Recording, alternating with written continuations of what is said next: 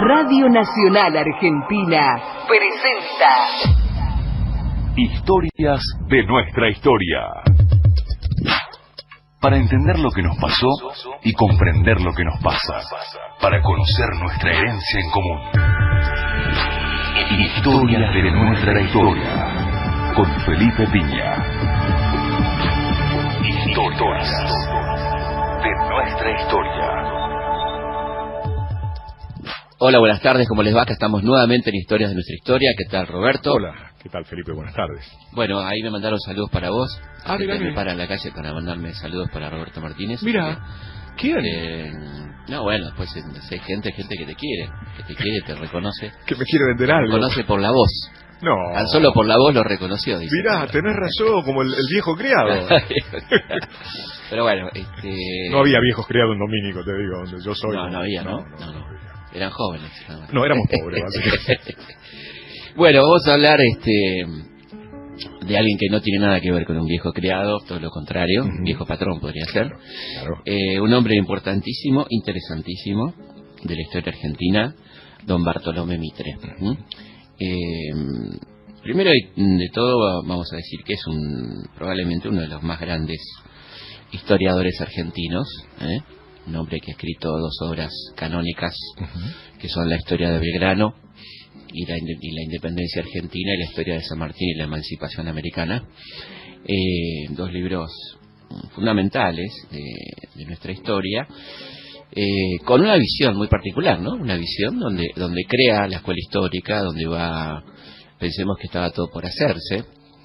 Teníamos hasta ahí las obras del Deán Funes, ¿no? Que fue nuestro primer historiógrafo, como dicen algunos, crónicas, pero el primero que empieza a escribir nuestra historia, dándole un carácter muy particular, que es un carácter de una visión desde el poder, para el poder, una visión. López hay prácticamente de las 300 páginas, hay 100 páginas en contra de San Martín, ¿no? Incluso groseramente, ¿no? Hay un capítulo célebre que se llama San Martín y Rivadavia, que parece el cruce de dos avenidas, pero está hablando de estos 2 próceres, por lo menos uno prócer seguro. Sí. Y es gracioso porque debe tener ese capítulo unas 15 páginas. Y de San Martín habla 2 páginas, el resto son todos elogios a Rivadavia, y esas 2 páginas son críticas a la acción de San Martín, particularmente lo que Levene ha llamado su genial desobediencia, y que califica como un acto de indisciplina y de no defender a la ciudad del cual partió el ejército, lo que él considera el ejército libertador, lo cual es un error, porque la verdad que es una parte la que se va con el ejército libertador, que son los granaderos, el resto se va armando muy fuertemente en Cuyo, ¿no? Claro. Así que yo creo que en esa polémica, de alguna manera, de un lado está un intento de una historia más documental y más elaborada, que es la de Mitre, también sesgada, por supuesto, y también subjetivada, como toda historia, y del otro lado una historia casi panfletaria, diría yo, que es la de Vicente Fidel López, ¿no? Creo que hay una diferencia importante de nivel entre los dos, y bueno, yo creo que eso es un poco la diferencia. Entre los dos nos quedamos con Mitre, quiero decir, ¿no? Si me dan a elegir. No hay por qué, no tienen por qué, pero quiero decir, entre estos 2 historiadores fundacionales, de alguna manera, creo que Mitre es mucho más interesante, sin duda, ¿no? Yo creo que esta introducción tiene que ver con que partimos de que no le escamoteamos elogios a un hombre que fue un gran trabajador de la historia, ¿no? Tipo que hizo una gran labor y que además para escribir su historia de San Martín cruza los Andes, va a conocer el terreno, todo ese tipo de cosas, y creo que eso es valioso. Y después, por supuesto, hay una gran operación política en su historia de San Martín, que es el de un San Martín recortado, un San Martín poco conflictivo en términos políticos, con personas que para mí eran muy importantes, como Rivadavia, ¿no? Hay un gran disimulo del enorme enfrentamiento que San Martín tuvo toda su vida con Rivadavia, desde que lo conoció hasta que murió Rivadavia. Así que, y bueno, y por supuesto Alvear también, ¿no? Se disimulan esos enfrentamientos, entre otras cosas que vamos a ir viendo. Pero Sí, sí. hablando de la vida de este hombre, que marcó la política argentina, sin duda él y Roca son los artífices del sistema político argentino del siglo XIX y de alguna manera marcan en los primeros momentos del siglo XX, porque aparte Mitre es un hombre de 2 siglos, ¿no? Claro. Nace en el año 21, 1821, y muere en 1906. Está filmado, inclusive. Sí, está filmado. Tenemos registro fílmico, ¿no? de Mitre.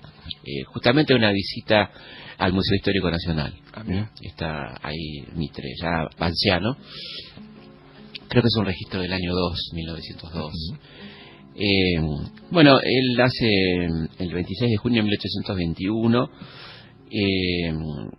Y el primer registro histórico que tenemos interesante, además de decir que estudió en Buenos Aires y Carmen de Patagones, donde vivía su familia, es un episodio que ocurre a los 14 años, cuando su papá, don Ambrosio Mitre, lo manda a trabajar a una estancia de Rosas, al Rincón de López, que estaba a cargo de Gervasio Rosas, el hermano de Juan Manuel. Manda a este chico, porque estaba preocupado porque era un pibe que se la pasaba leyendo, Claro. algo como lo que le va a pasar a Cortázar, que los padres se preocupan porque el chico lee demasiado. Entonces lo manda a la estancia de Rosas y a los pocos días se lo devuelven, con una nota que decía, dirigida a su papá: dígale a don Ambrosio que aquí le devuelvo a este caballerito que no sirve ni servirá para nada, porque cuando encuentra una sombrilla se baja del caballo y se pone a leer. Sí, esta es la primera calificación de Mitre, que no era justamente un hombre que brillara en las tareas rurales. Como hombre de campo, un buen lector. Un buen lector, 14 años estamos hablando, ¿no? Tipo que se ponía a leer en el momento que podía, se ponía a leer. Ya al año siguiente ya está escribiendo poesía. Y bueno, los avatares de la vida los llevan a Montevideo, escapando de Rosas, y ahí a los 17 años va a conocer el amor de su vida, que va a ser Delfina de Bebbia, una chica muy bella, una uruguayita muy bonita, que será la compañera de su vida, más allá de los amores que tendrá, porque era un hombre muy galante. Mira. Sí, y muy pretendido, ¿no? por las jóvenes de la sociedad porteña. Pero bueno, será su mujer y a la que le dedicará muchísimos versos y libros. Delfina se presentó ante mis ojos como un ángel descendido de los cielos. Así la definía. Tuvieron 4 hijos: Delfina, Josefina, Bartolomé y Emilio. Emilio Mitre hay 2, el hermano, y Emilio Mitre, el hijo, que fue un tipo que tuvo una importante actuación política también en la política nacional. Por eso tenemos la calle Emilio Mitre, por ejemplo, y hay varias Emilios Mitre. Sí, sí. Bueno, en Montevideo comienza su carrera militar, también en la arma de artilleros, y también su carrera como periodista en un periódico llamado El Iniciador y en otro llamado El Nacional, en un año conflictivo que es el año 38, que es el año del bloqueo francés, ¿no? Claro. Cuando los antirrosistas, como el propio Mitre, el joven Mitre en este caso, se suman a las fuerzas invasoras francesas, invadiendo nuestro país desde el Uruguay, en un acto que va a recibir el más profundo rechazo por parte de San Martín, ¿no? Donde dice que él nunca va a entender cómo los argentinos, por más que estén en contra de su gobierno, pueden participar de la invasión a su propio país por cuestiones políticas, ¿no? Lo que origina el legado del sable. Exactamente. Ahí es cuando él decide testar a favor de Rosas en lo que tiene que ver con el sable en ese momento, ¿no? Pero bueno, ahí está muy activo en Montevideo, como toda la generación del 37, ¿no? De la que él no forma parte, de cierta manera, pero ahí está, sí, activo con otros muchachos que están exiliados en Montevideo, como José Mármol, Florencio Varela, Rivera Indarte, un personaje muy particular que había escrito unos versos laudatorios del Restaurador, y luego se convertirá en el autor de las Tablas de Sangre, que es una especie de registro de los crímenes de Rosas. Claro, él es más chico que todo. Porque Él es más chico que estos personajes que estamos nombrando, efectivamente, ¿no? además, la mayoría de ellos se fueron por voluntad propia. Él debe haber ido acompañando a sus padres. Totalmente, sí, fue con sus padres. Pensemos que, por ejemplo, Sarmiento es 10 años mayor que él, nació en el 11. Así que sí, es un muchachito joven que no formó parte de esta generación, pero evidentemente adhiere a ese estilo romántico, afrancesado, ¿no? De crítica al rosismo, por supuesto, ¿no? Sí. Ya. Y bueno, por supuesto participa también en esas luchas internas del Uruguay que tanto tenían que ver con la guerra civil en Argentina, ¿no? Oribe y Rivera, obviamente está del lado de Rivera, enfrentando a Oribe, que era el gran aliado de Rosas en la banda oriental. Bueno, ahí va a tener rápidamente un ascenso a teniente coronel, ya en 1846, cuando ya el gobierno de Rosas comienza a tener crisis profundas y había tenido ni más ni menos que el bloqueo anglo-francés, en la cual también estos unitarios participan de alguna manera fomentando ese nuevo ataque contra nuestro país, ¿no? Ahí tiene un exilio raro para el pensamiento de su época, que es Bolivia, ¿no? Mira. Un lugar que no era muy bien mirado por los pensadores ilustrados. Ahí va a estar hasta que se produzca un golpe de Estado que lo hace dejar Bolivia y trasladarse a Chile, donde coincide por poco tiempo con Sarmiento y con Alberdi, en momentos que está la polémica encendida entre Sarmiento y Alberdi en torno a la figura de Urquiza, ¿no es cierto? Así que luego, bueno, sí, ya enterado del pronunciamiento de Urquiza, se traslada a Montevideo y se incorpora al Ejército Grande en el arma de artillería. Digamos que, a diferencia de Sarmiento, Mitre sí combate. Sarmiento más bien es el volatinero, el hombre que escribe los partes, y se arroga un montón de cuestiones militares que no le competen, ¿no? Bien vestido, eso se sí. Se asciende el mismo. ¿Se ascendió? Sí, todo ese tipo de cosas que... Y se da el gusto, cuando se produce la derrota de Rosas en Caseros, de sentarse en el escritorio de Rosas y escribir el parte de la victoria, ¿no?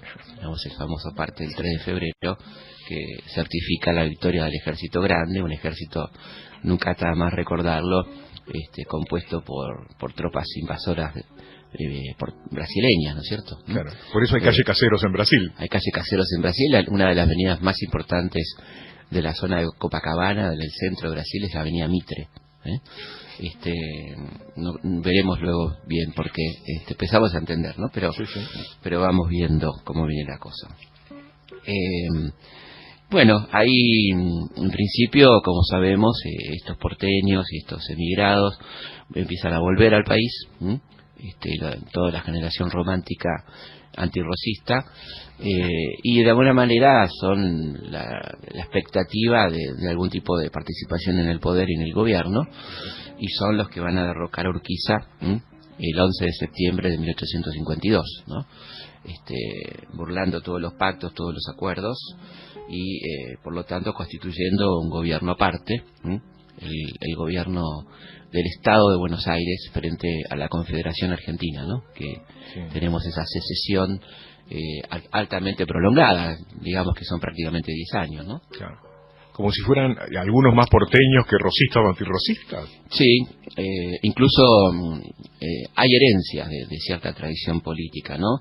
En torno a cómo queda dividido el liberalismo porteño, en torno a las dos figuras emblemáticas que surgen inmediatamente después de Caseros, que son don Valentín Alsina y don Bartolomé Mitre, ¿no?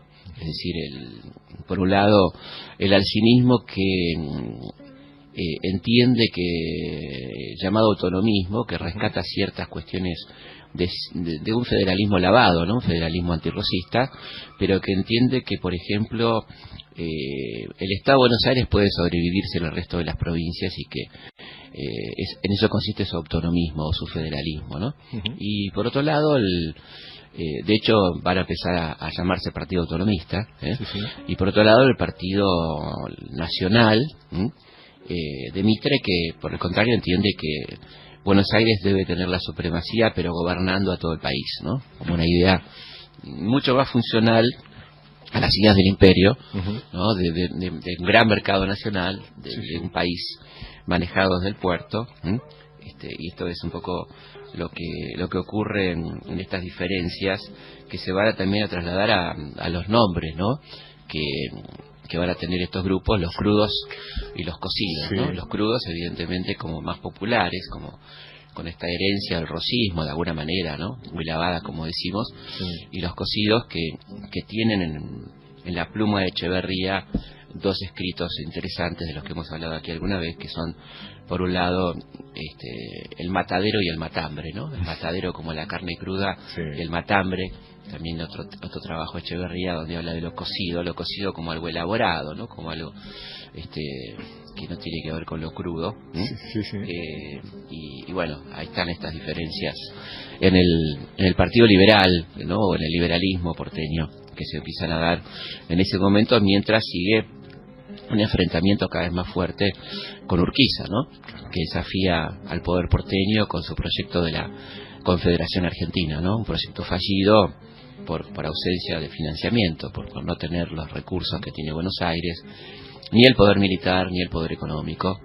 Sí, una pericia política hasta donde se puede, y una pericia militar que hará que Urquiza derrote a Mitre, cuando ya la cosa se tensa tanto después de la ley de derechos diferenciales del año 57, que Urquiza intenta una exención impositiva para los barcos que vayan directamente a los puertos de la Confederación, esto es Rosario o Paraná, pero no resulta, porque a los barcos les sigue conveniendo más, por el nivel del mercado, pasar por Buenos Aires, y esto termina finalmente en una guerra cierta, que es la batalla de Cepeda, una gran victoria de Urquiza, que no la puede capitalizar en términos concretos políticamente hablando, ¿no? Por dos aspectos: por un lado por lo económico, porque el poder económico sigue estando concentrado en Buenos Aires, y por lo que hoy llamaríamos la gobernabilidad, ¿no? Esta imposibilidad de manejar el gobierno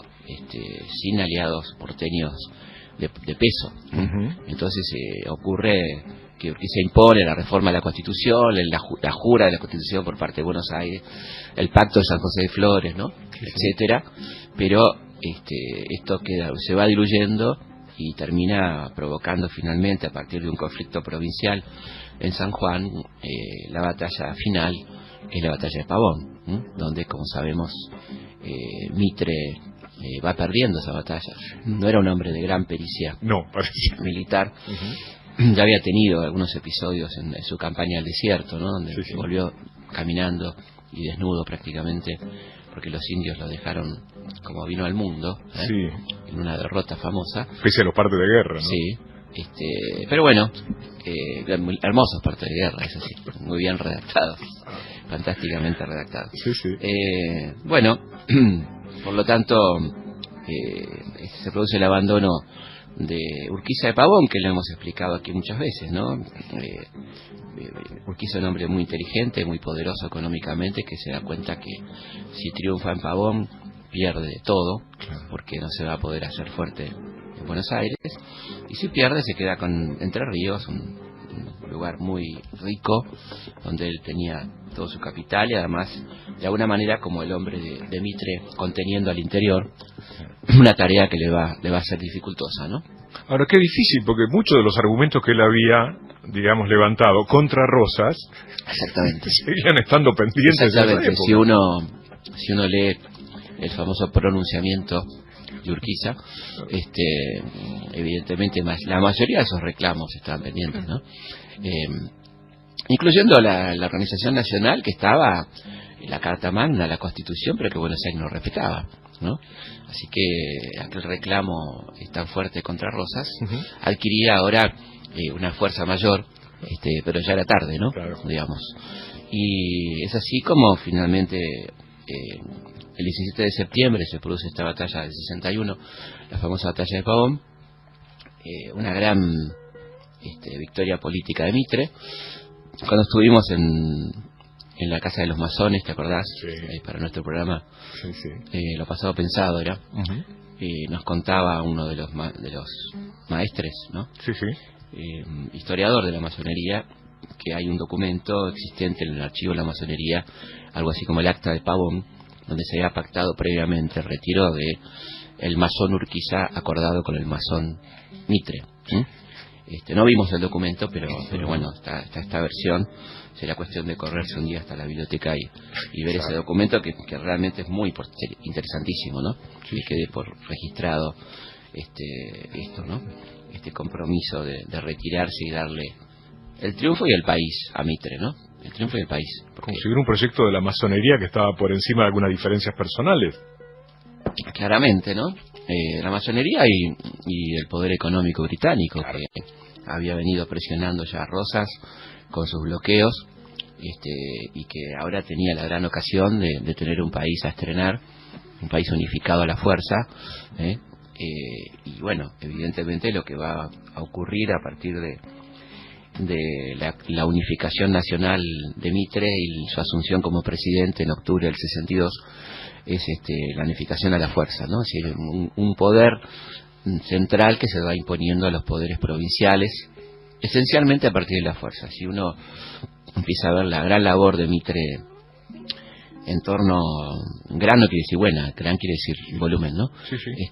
La gran labor de Mitre en cuanto a armar un Estado inexistente, un Estado que tenía, por ejemplo, en el momento de asumir la presidencia, más de 10 monedas, submonedas, vales, un despelote monetario impresionante. De hecho, fue una de las primeras preocupaciones, la creación de un sistema monetario único, la creación de un sistema de recaudación nacional, una especie de AFIP del momento, donde había infinidad de impuestos, algunos que sobrevivían de la colonia, ¿no?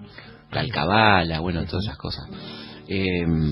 Y lo más importante, en términos presupuestarios y políticos, la creación de un ejército nacional con una hipótesis de conflicto interna, es decir, las rebeliones que iba a despertar el modelo económico que se empezaba a imponer en octubre del 62. Vamos a una pausa y seguimos en Historia de nuestra historia, hablando nada más y nada menos que de don Bartolomé Mitre.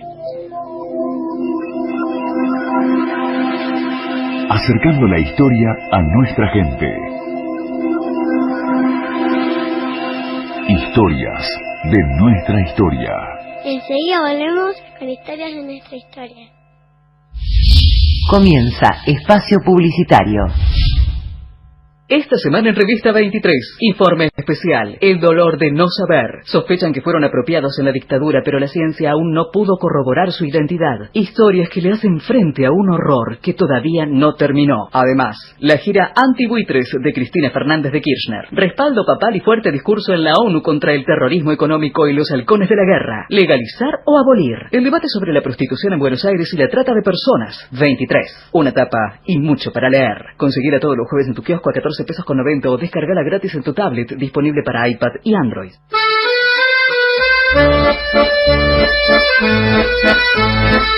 Lidia Lerner. Los chicos a lo grande.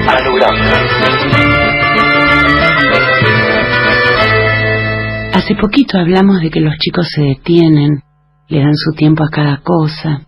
Relacionamos esto a la manera que tienen de disfrutar ciertos detalles de la vida cotidiana que a nosotros se nos pasan. Yo me acordé de una historia de Pedro Álvarez, un chico de Iriarte, una pequeña localidad de la provincia de Buenos Aires, quien tomó con mucha calma un hecho que había quebrado por completo la habitual tranquilidad del pueblo. Pedro tenía 3 años y 5 meses cuando en Iriarte hubo un robo a mano armada. El asalto fue un kiosco del que se llevaron joyas y dinero. Toda la gente hablaba de eso, y muchos empezaron a cerrar sus casas con llave por primera vez. ¡Qué pena inmensa! Hago una digresión.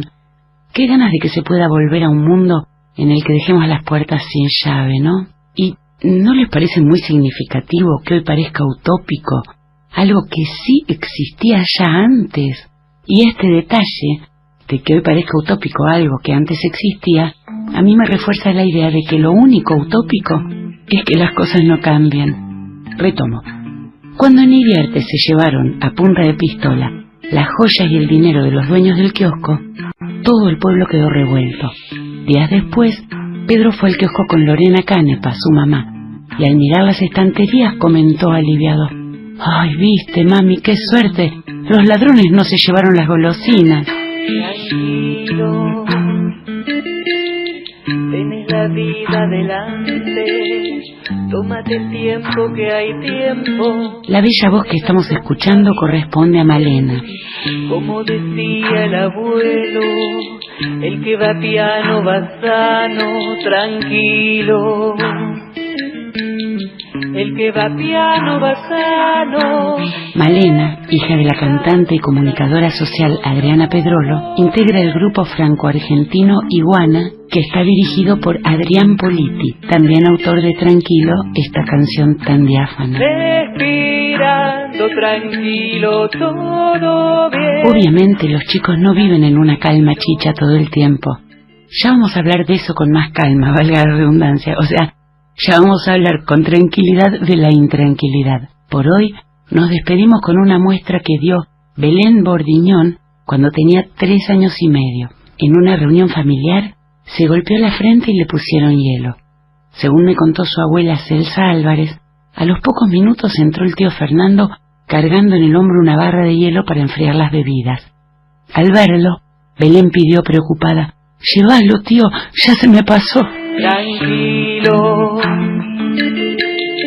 no ves que nuevo y lozano se te aparece rotundo, un nuevo día y temprano desaparecen las dudas y nos daremos la mano.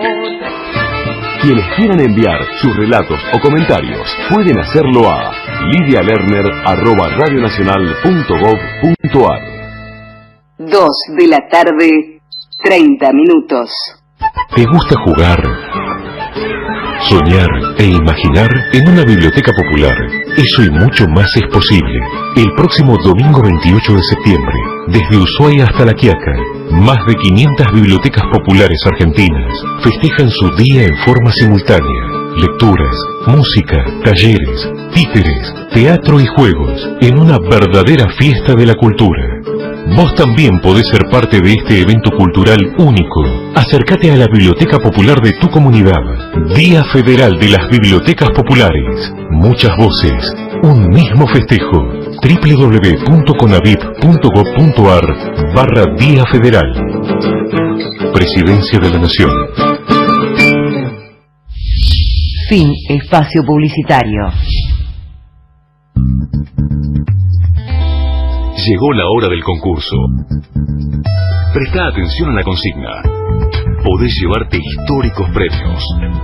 Escríbenos a historias@radionacional.gov.ar. Seguimos en Historias de nuestra historia. Recién nuestro operador Martín Mesuti nos acaba de ratificar algo que sospechábamos, ¿no? Sí. Pero no, la verdad que no teníamos conciencia, como buenos cronopios que somos, claro, que estamos cumpliendo 200 programas. 200. Muchas felicidades a todos nuestros oyentes y a nosotros mismos, porque no. A ellos por la paciencia. A Mariano Faín, nuestro archivista de lujo, a Martín Piña, nuestro productor, a Martín Mesuti, nuestro operador de lujo, a toda la gente que nos apoya, que nos manda sus cartas, sus correos, sus saludos. 200 programas de Historia de nuestra historia, así que muy contentos y agradecidos.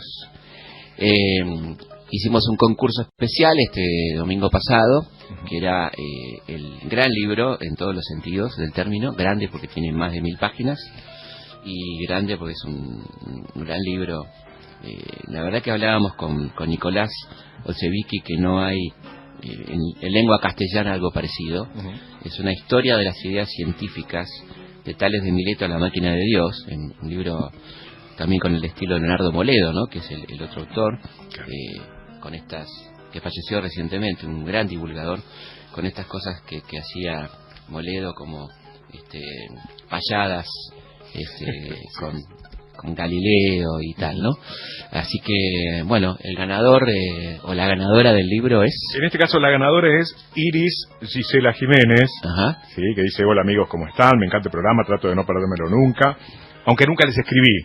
Si no, me lo escucho después por internet o me lo bajo en MP3 y me lo llevo a todos ustedes a pasear conmigo por mi barrio los fines de semana. Extraordinario. Y porque tenemos un horario raro, 2 de la tarde. Claro.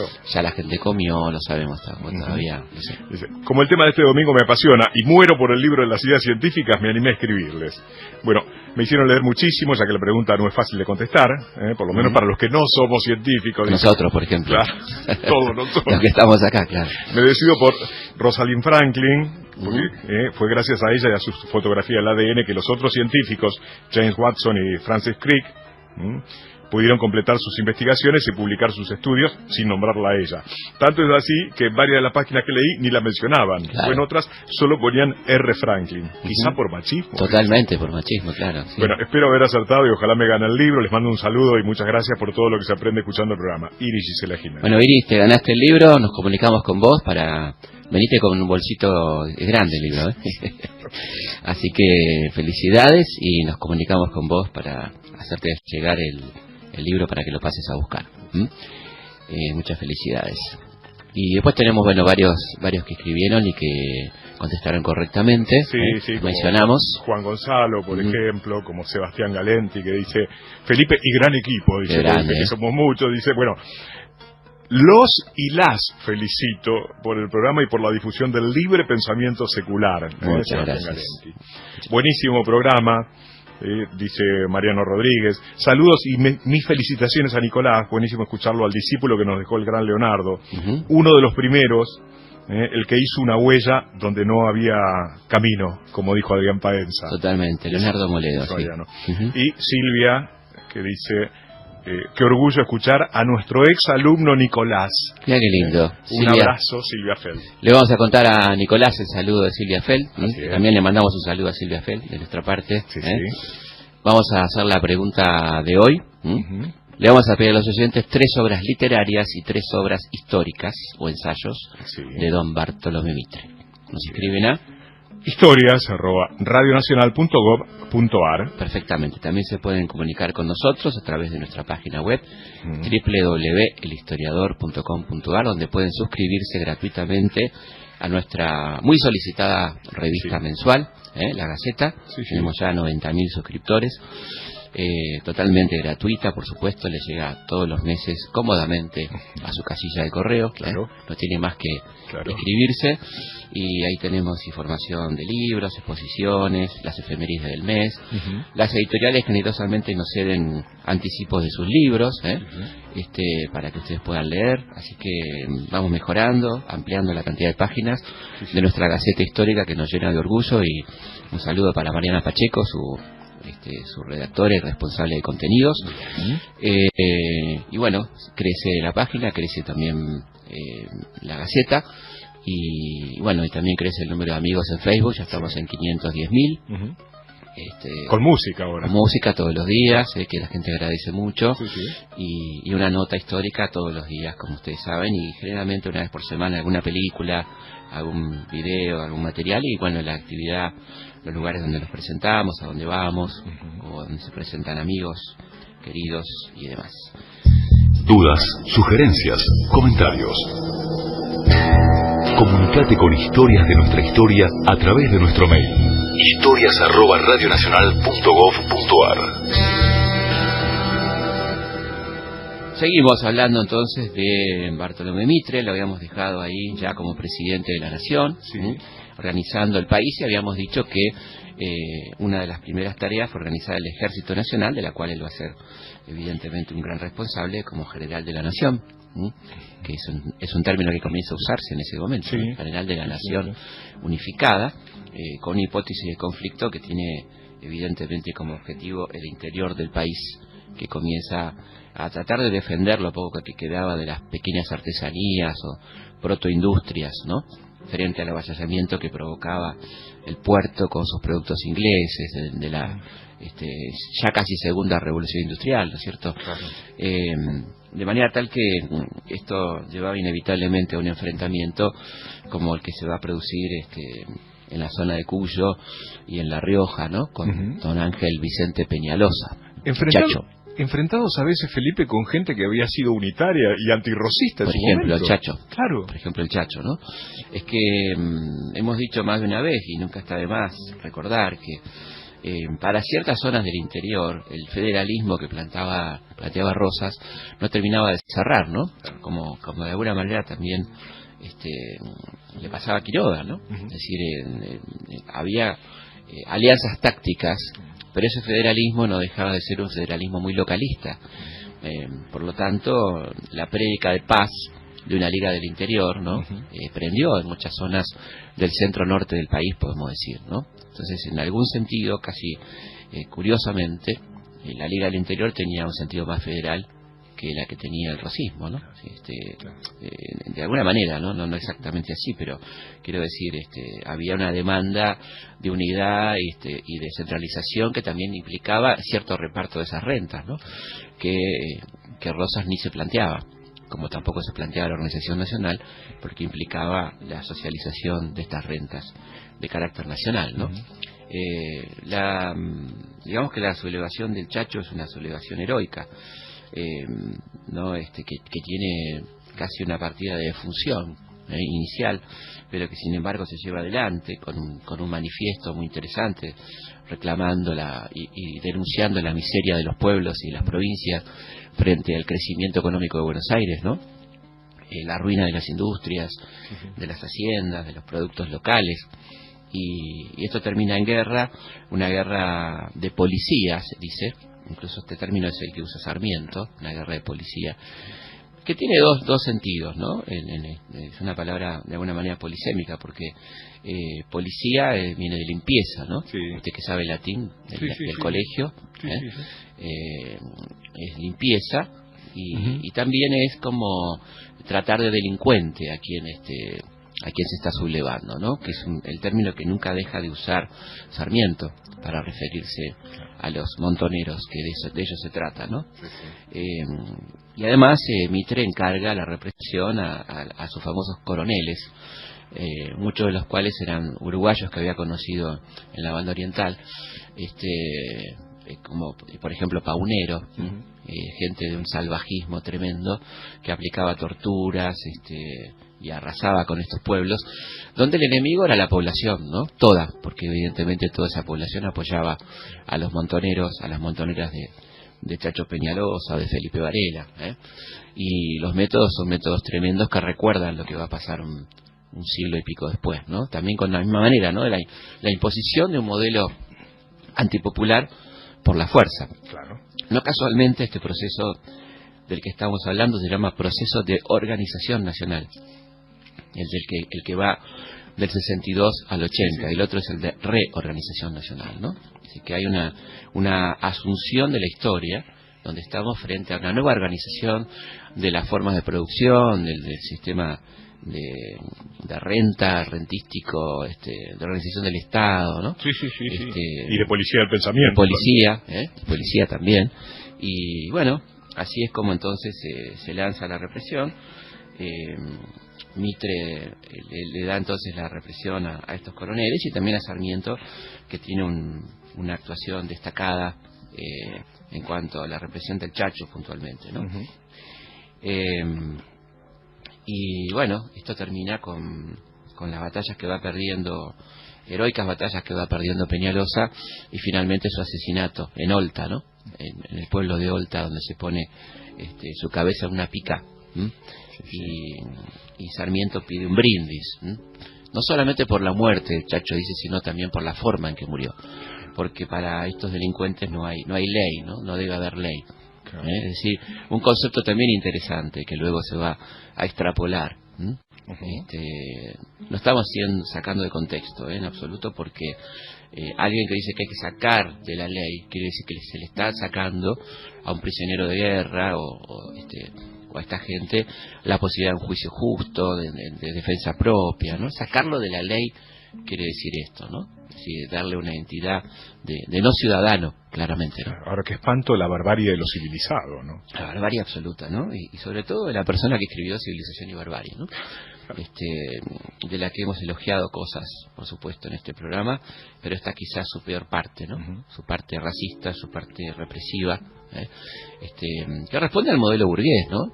Digamos, la asunción del modelo burgués europeo no es inocente, digamos. Cuando uno asume como modelo de país el modelo burgués, que está en ese momento en plena etapa colonialista, y él venía de ver lo que era el colonialismo francés en Argelia, y se felicita y acuerda con esos métodos de quemar vivas a las personas para infundir el terror sobre los argelinos que se rebelaban contra los franceses. Estamos hablando de 1840 y tanto, ¿no es cierto? Cuando visita Argel. Cuando se asume ese modelo como el país que yo quiero ser, se lo asume completo, con esos valores, y los valores de ese momento en Europa eran los valores de la civilización contra la barbarie, que la barbarie era la que ellos con la que se encontraban cuando iban a saquear las riquezas coloniales, dicho claramente, ¿no? Porque no había ningún derecho, no les asistía ningún derecho. Esos derechos los van a inventar ellos, ¿no? Esta idea de ir a limpiar lugares que estaban muy limpios, digamos, en el sentido que la gente que vivía ahí vivía desde hacía años, ¿no? Con sus propias leyes, su religión, sus costumbres, que podían costar o no a Occidente, pero que eran las propias, Y sin embargo, la imagen que nos ha quedado es que esta gente fue a llevar la civilización, y yo creo que es una frase incompleta, fue llevar la civilización a los sobrevivientes, que no fueron muchos, ¿sí? Ahora, qué contrasentido, porque Sarmiento es el representante de alguien que se hace a sí mismo. Parece una historia del norteamericano que se hace a sí mismo, claro. Y no esa historia que él compró. Totalmente. Bueno, también había pasado con Rivadavia, ¿no? Un mulato, claro. Un mulato que podía haber tenido, por eso que el color de la piel no tiene nada que ver, digo, ¿no? En algún sentido, que Obama sea un afroamericano, está claro que no lo hace más progresista, ¿no? No. Y tuvimos generales tremendos, ¿no? En el ejército norteamericano, gente de color, ministros de defensa, ¿no? De manera tal que parece ser que el origen no necesariamente, ¿no? Hay que hacerse cargo. Uno podría hacer la diferencia con Evita, ¿no? Que sí es fiel a su origen, habiendo ascendido a ser la mujer más poderosa probablemente de la historia argentina, sin ninguna duda, ¿no? Y sin embargo nunca deja de reconocer su origen y trabaja para la gente que sigue estando en el nivel donde ella salió, ¿no? Hay una diferencia, pero hay que hacer ese salto ideológico, quiero decir, ¿no? No cualquiera lo hace, ¿no? Claro. No es el caso de la gente de la que estamos hablando. Bueno, finalmente luego estalla la rebelión de Varela a propósito del conflicto con Paraguay, del que ya hemos hablado en este programa, así que simplemente lo vamos a mencionar, la guerra con el Paraguay, siendo Mitre presidente se produce el conflicto en Uruguay, donde la Argentina junto con Brasil propician un golpe de Estado para derrocar al presidente uruguayo y colocar a las tropas de Venancio Flores, financiadas por Argentina, dan un golpe de Estado para sacar del poder al único aliado que tenía el Paraguay en el Río de la Plata, y esto provoca la reacción lógica de López, que pide permiso para pasar por Corrientes, les denegado este permiso, invade Corrientes, y ahí es el casus belli, el inicio de la guerra del Paraguay, y esta triple alianza, o triple infamia, como diría Alberdi, que va a costarle al Paraguay cientos de miles de muertos, la ruina, la destrucción, el saqueo de su territorio, etcétera, ¿no? El fin de un proyecto, ¿no? El fin de un proyecto, y una guerra que revela a un Mitre realmente con muy poca pericia militar, ¿no? Una persona que dice en 24 horas en los cuarteles, en 15 días en campaña, en 3 meses en Asunción. Hay un error de 4 años y pico, en 5 años llegó a la guerra, y también provoca una crisis profunda en el interior, particularmente, que es de alguna manera acaudillada por Felipe Varela, que reacciona contra la guerra del Paraguay, y emite un famoso comunicado: argentinos a las armas, invitando a sublevarse contra esa guerra injusta, fratricida, que también será, por supuesto, derrotado, ¿no? en el famoso pozo de Vargas. Lanzas contra fusiles, pobre Varela, dice la samba, ¿no? Vamos a escuchar un tramito de la samba de Vargas.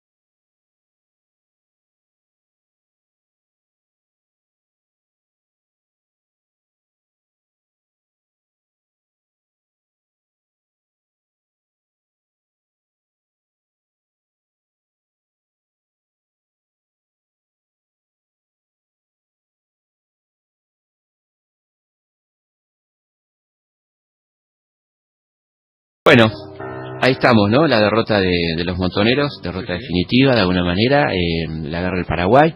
Déjame hacer una mención en la guerra del Paraguay, aquel grupo de entrerrianos que cuando se enteró que era contra el Paraguay se volvió, por lo menos el pasado mío. Sí, ¿ah, sí? Volviéndose, sí. Mirá vos. Que había peleado en Caseros.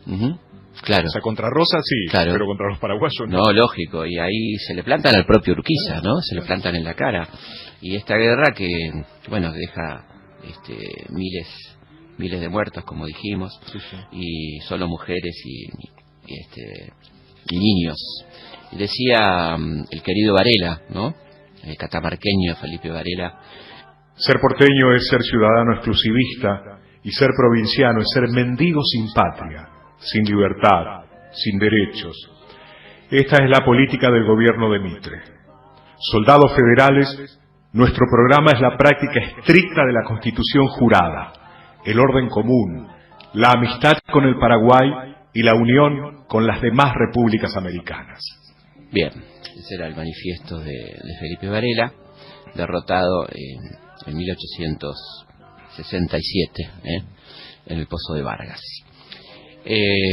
Termina el periodo de Mitre, en 1868 él se declara presidente, así que no designa a ningún candidato, aunque hay algún guiño para don Domingo Faustino Sarmiento, quien finalmente resultará electo. Recordemos que se entera de su elección viniendo de los Estados Unidos, donde era ministro plenipotenciario, y así comienza una nueva etapa entonces en la historia argentina. Mitre no abandonará la política de ninguna manera, era un animal político, ¿no? Una persona que tenía la política muy metida adentro. Y era muy joven también. Una persona muy joven, claro. Estamos hablando de un tipo de 40 y pico de años. Claro. Exactamente, cuando compra La Nación, 1869, estamos hablando del diario que se llamaba La Nación Argentina. Estamos en 1869, es una persona de poco más, 40 y pico de años, ¿no? 48. 48 añitos. Ese diario ha sido fundado por Juan María Gutiérrez, en el año 62. Era un poco el vocero del pensamiento de Mitre también, y él lo compra y lo convierte en La Nación, diario que aún hoy sigue siendo un fiel reflejo de su pensamiento, ¿no? Y de los derivados, de la evolución o involución, como querramos, de ese pensamiento tan particular que es el mitrismo.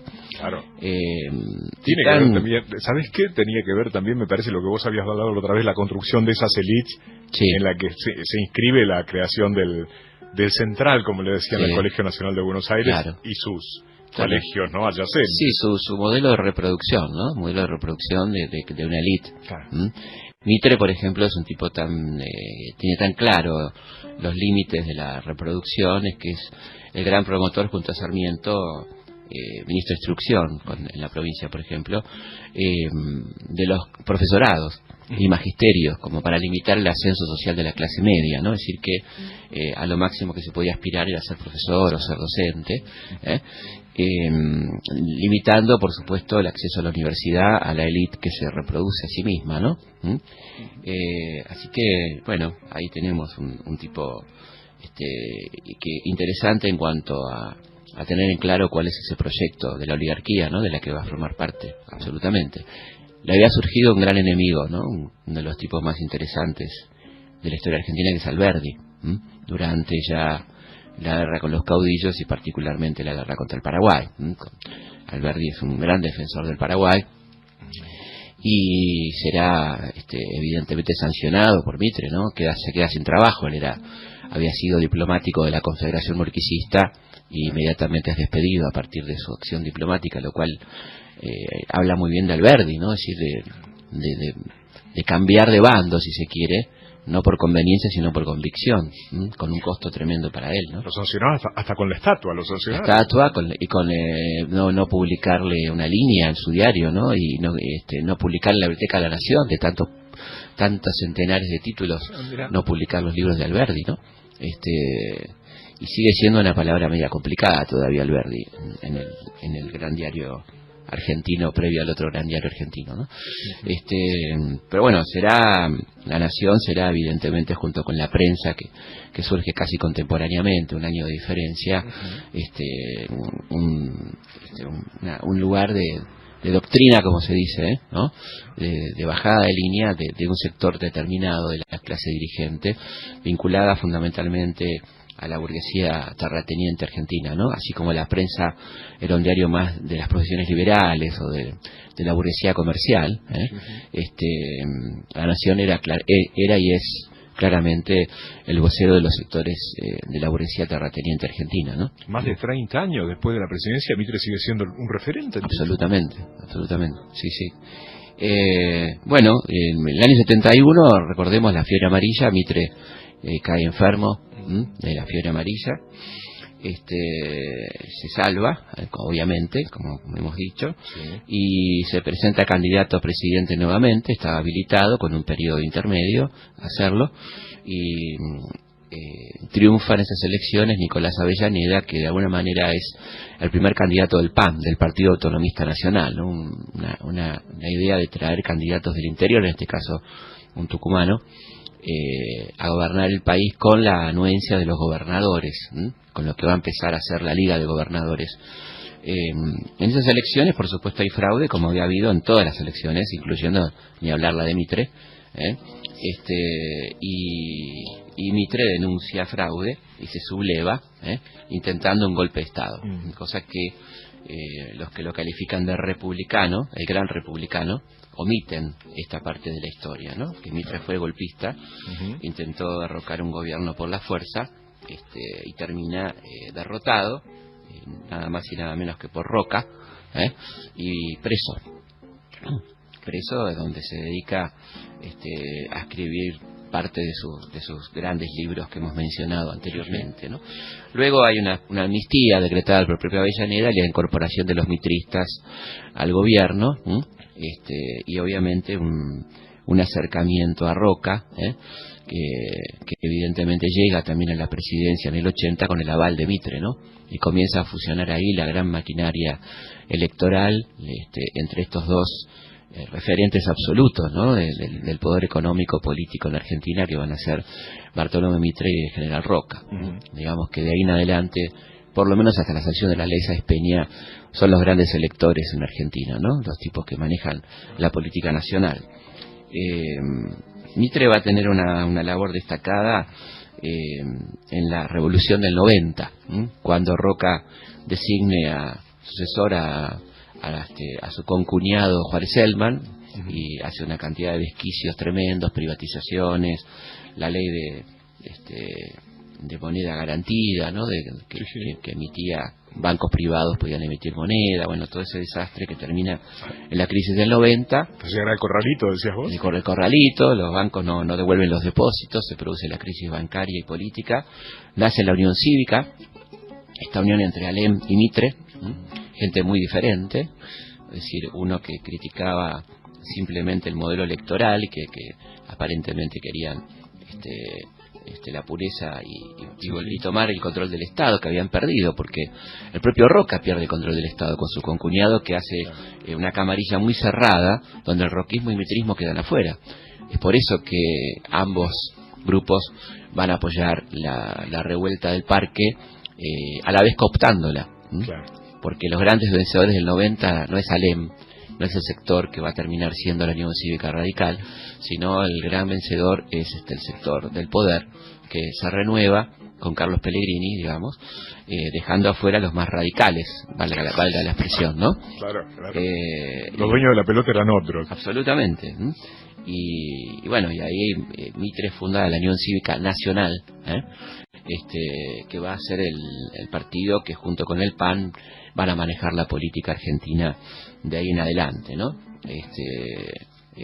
Mitre es como decimos, un tipo muy importante por su diario, por su presencia política, e imprescindible para cualquier armado político de ahí en adelante, ¿no? Claro. Será una persona longeva, que vivirá hasta 1906, como Roca, que va a vivir también hasta la primera década del siglo, y serán grandes referentes políticos en nuestro país, además de, en el caso de él, un referente intelectual ineludible, sin ninguna duda, ¿no? Yo creo que es interesante leer sus trabajos para criticarlo. Me parece que hay que criticarlo con fundamento.